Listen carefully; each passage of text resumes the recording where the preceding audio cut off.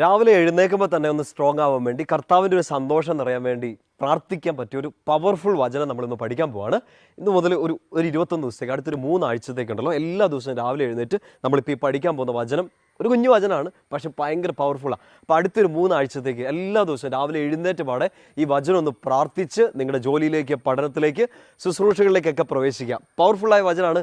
സങ്കീർത്തനം 91 സങ്കീർത്തനം നമുക്കറിയാമായിരിക്കും, എല്ലാ ദിവസവും വായിക്കുന്ന പ്രാർത്ഥിക്കുന്നതൊക്കെ ആയിരിക്കും.